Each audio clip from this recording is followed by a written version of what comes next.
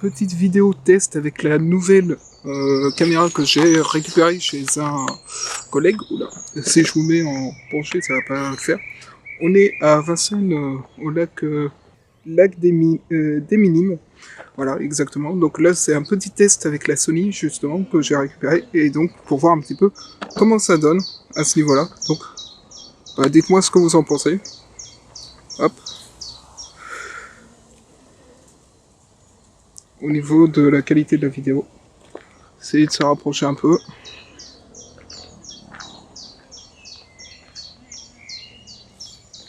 On a un petit zoom assez appréciable, puisque ça fait du 35 mm. Il veut pas faire, mais du coup 35 jusqu'à je sais plus combien. Donc c'est un zoom assez appréciable.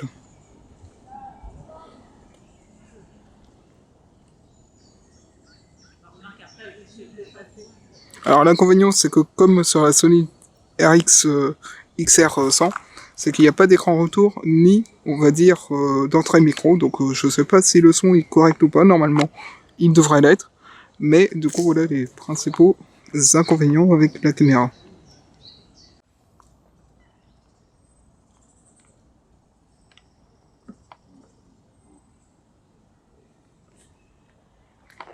Aussi, à part l'entrée micro et on va dire l'écran retour, où je peux pas voir, le troisième inconvénient c'est qu'au niveau du mode manuel, bah, il est pas aussi tip top que on va dire la Canon, où là sur la Canon je peux régler les ISO et tout, alors que là sur celle-là, bah, je peux pas régler les ISO, donc je suis obligé de me mettre en mode scène et plus particulièrement en mode film.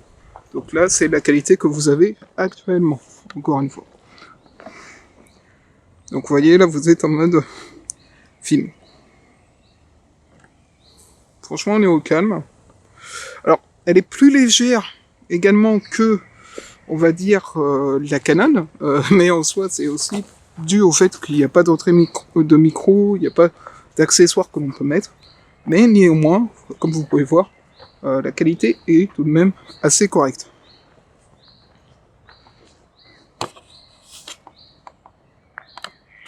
On est de 35 mm du coup jusqu'à 1200, donc c'est plutôt pas mal, c'est beaucoup plus puissant que la Canon, mais du coup voilà.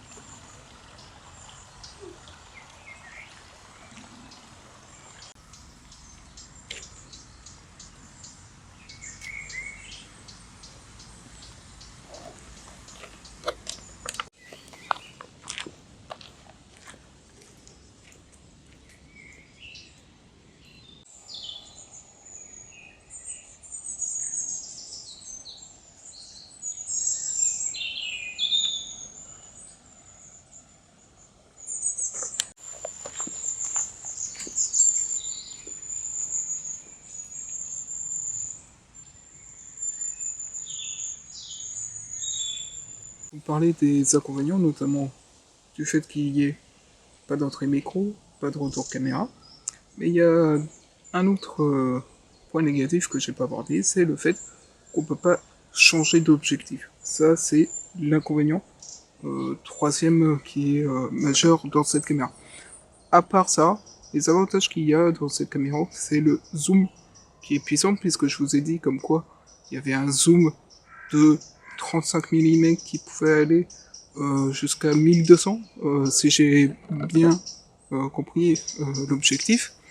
Et ensuite, l'avantage, c'est que cette caméra pourrait être le compromis entre la Canon et la Sony XR100. Puisque rappelez-vous, pour la Sony XR100, je sais que elle était bien pratique dans le sens où je pouvais dégainer rapidement, mais on va dire qu'elle était moins pratique dans la qualité. Et cette Sony, donc qui est la Sony DSC HX300, et bah pourrait être le bon compromis entre la Canon et la Sony XR100. Pourquoi? À cause de la taille, qui est, on va dire, entre celle d'une Canon et d'un petit caméscope, donc c'est pas mal. Et surtout au niveau du poids. Ça, au niveau du poids, là par exemple, je l'ai monté sur le GorillaPod, et je peux vous dire que ça n'a pas le même poids avec la Canon 750D. Bon, pour ma part, ça me permet d'avoir un troisième angle de caméra pour les vidéos. Donc c'est-à-dire que j'aurai la Canon, la Sony DSC et la Sony XR100 plus en quatrième la GoPro. Donc c'est plutôt pas mal. Donc voilà un petit peu mon point de vue sur cette review.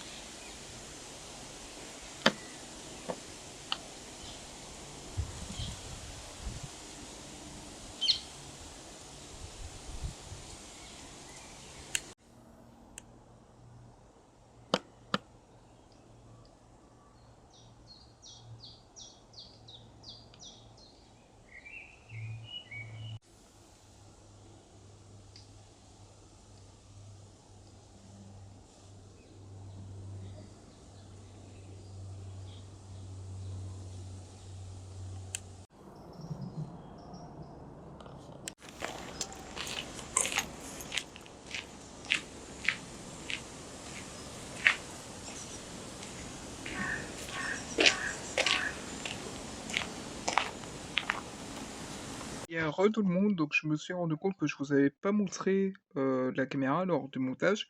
Et également, je voulais vous faire la petite comparaison entre la dernière Sony, donc la Sony DSSC HX300, voilà, donc qui est celle-ci, avec la Canon, qui est juste là, et la petite Sony. Donc voilà, je voulais vous montrer un petit peu à quoi elle ressemblait, et puis vous montrer un petit peu la taille par rapport du coup à la Canon. Donc vous voyez, c'est beaucoup plus léger que la Canon, puisque même l'objectif il est pas aussi grand, et on n'a pas du tout le même poids. Là par exemple, je soulève juste la caméra, je peux vous dire que au poids, c'est pas du tout la même chose. Alors, comme je vous le disais dans la vidéo également, euh, au niveau de l'écran, voilà, donc l'écran, hop, je vais pas poser le téléphone. Vous voyez, l'écran s'ouvre comme ça, mais il n'y a pas moyen, comme pour la Canon, d'avoir le retour caméra quand on filme de face. On peut juste lever comme ceci, ou abaisser comme cela, mais c'est tout, quoi. On va pas avoir la possibilité de mettre l'écran de ce côté pour avoir la vue de face, comme avec la Canon ici présente. Alors, pour la Canon, on peut mettre l'écran autour comme ceci, et donc voir comment on se cadre. Or là, avec la Sony, on peut pas. On peut pas. Mais comme vous voyez, elle est, bon, elle est pas la même taille que la Sony XR100, mais néanmoins, voilà. Donc, j'espère que cette vidéo vous aura plu, néanmoins. Et en tout cas, je vous dis à la prochaine, et puis bye tout le monde!